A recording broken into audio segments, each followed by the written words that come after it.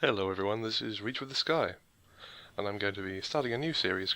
If it's not relaxing, it's at least casual and something that doesn't have to be taken seriously.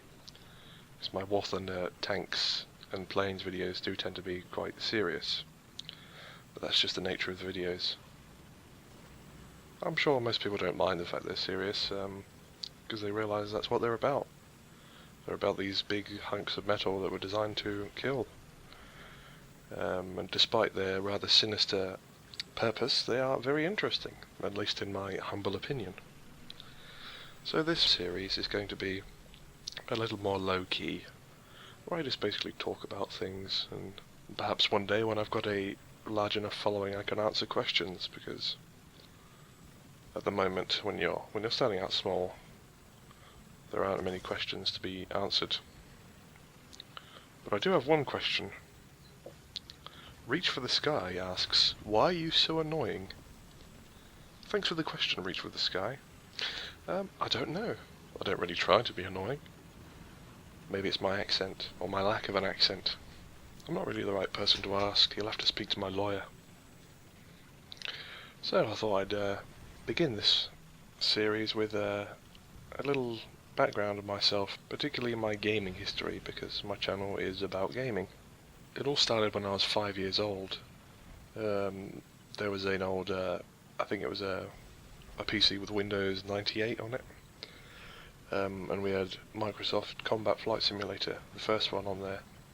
Very simplistic game by today's standards, but at the time it seemed amazing. I wasn't very good at it, because it was a flight simulator and I was 5 years old, but I was using the mouse and keyboard. Didn't have rudder pedals or track IR back then. Actually, probably had rudder pedals, but I don't think tracking headsets were around in the late 90s. Excuse me, another cup of tea again today. So after messing around with Combat Flight Simulator when I was young, I moved up to Call of Duty.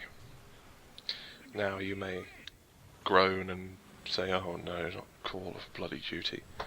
But Call of Duty was different back then. The original Call of Duty, just called Call of Duty, was released in 2003. It was just a freak accident, really, how I came to become introduced to it. I just came home from school one day and my parents had bought it for me. It was on PC, by the way, yeah. It wasn't on consoles or anything like that, it was only a PC game. So I played that and I loved it. It was such a good game. And no wonder, because I think it was voted Game of the Year in 2003. It won dozens of awards and it was a fantastic game. Partially because most of the design team, Infinity Ward, came from the Medal of Honor design team, which produced Medal of Honor Allied Assault, which was also hailed as a fantastic revolutionary game. But as a result of Medal of Honor losing most of their good design team, most Medal of Honor games have been a little lackluster. Not that Call of Duty hasn't had its share of lackluster games, but Call of Duty 1 was a classic, and Call of Duty 2, which came out in 2005, was also a classic. I played that to death, as well as Call of Duty 1. And the expansion pack for Call of Duty 1, which is called United Offensive, that was interesting. It had the Battle of the Bulge, and a mission where you were a B-17 gunner. That was pretty revolutionary for the time. Apart from Call of Duty, I did a bit of console gaming. I had a PS2. I never owned the original Xbox. I just had a PS1 and then a PS2. On PS2, I love the Jak and Daxter games. Those are fantastic. If you haven't played Jak and Daxter, I can recommend them. Jak 1, Jak 2 and Jak 3, they're all incredible games. Carried on with Call of Duty. Call of Duty 3, that was a bit of an odd one out, really. It was unlike Call of Duty 2, but it was a good game. I don't think it was a bad game. Then COD 4 Modern Warfare, I enjoyed that, but I was disappointed to see there wasn't World War II. I mean, at that time, people were crying out for a theatre of war that wasn't World War II.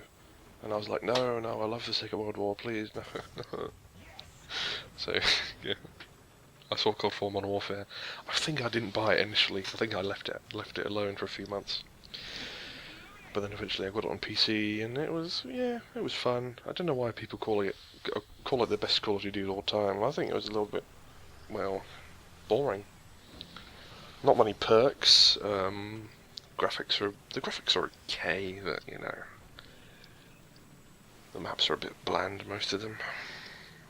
I preferred World at War, which came out the year after. World at War, that was a good game. Call of Duty World at War. World at War and Black Ops 1 are my two favourite Call of Duties. I'm waiting for Battlefield to make a World War 2 game with the Frostbite engine. For the Frostbite 3 engine, that would be incredible. I'd play the crap out of that. So, yeah, most of my gaming history has been World War 2 based.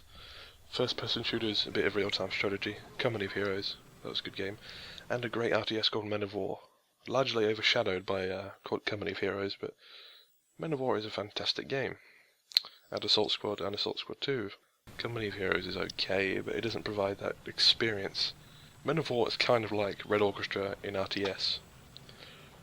Speaking of Red Orchestra, the second one, Heroes of Stalingrad, and the supplement to that, Rising Storm, they are fantastic.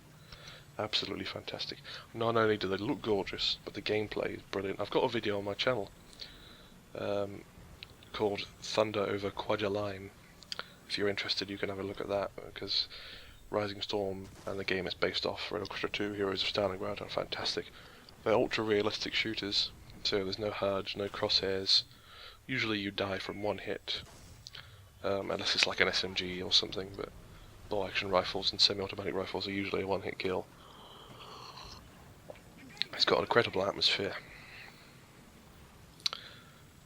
Apart from that, there's the Metro games, Metro 2033 and Metro Last Light. I think those two games are the best games I've ever played in my life, and I do mean that. You may think that's a bit of an exaggeration. How could I choose what my favourite game is after playing so many, and after there being so many games made? But literally, the Metro games are incredible. I think part of that stems from the fact that they're completely focused on the player, on the single player campaign. It's all about the immersive, just you on your own inside the game world. There's no multiplayer. You don't have to share the experience with other people. I feel personally that a game is more immersive when I'm playing alone around characters that aren't controlled by humans. I just prefer that. I've always been a single player guy. Going back to Call of Duty, I always did the single player campaign first. I'd buy Call of Duty, I'd play through the single player campaign, usually finish it the day I got it. So I'd come home from school about 4 o'clock and I'd just play the single player campaign, and depending on how long it was, I'd usually finish it about 9 or 10 in the evening, and then the next day I'd go on to the multiplayer. But basically all my friends would go straight onto the multiplayer as soon as they got home. I suppose I just appreciate a good story. Metro 2033 and Last Light are just beautifully made games. They are very nice looking, and they're going to get even more nice looking when the Redux games come out. You may have seen the little trailer I made on my channel, Enter the Metro with ReachForTheSky. That's a little teaser, because I'm going to be playing through both Redux games when they're released. We don't have a release date yet, but apparently it's going to be summer 2014, so if not this month, then sometime in July, hopefully. They are survival / horror. They're not really action games. Well, Last Light's a bit more actiony, that it's fast paced, but Metro 2033, that was definitely a survival with a slower pace. They're exciting, they're atmospheric, they're unique. There aren't really any other games quite like Metro. I suppose Stalker, Shadow of Chernobyl, and the Stalker series are sort of comparable, because you got the radiation and the monsters and the mutants, but 2033 is almost entirely set underground, apart from a few above ground missions. That may sound very boring, but the Metro world is incredibly immersive. It's dark and dank and dangerous, but there's also bright, colourful areas, and it's a wonder to behold the world they've created. It's so much fun to play. There's a moment in the first game where you're riding in a minecart, well, it's kind of like a minecart, you know, a sort of trolley thing with 4 wheels along a little railway line in the Metro, and you've got a guy with you, I can't remember his name, and you're trying to reach this big station at the end of the line called Polis. It's the biggest human settlement in the metro. This is the Moscow metro, by the way, in Russia.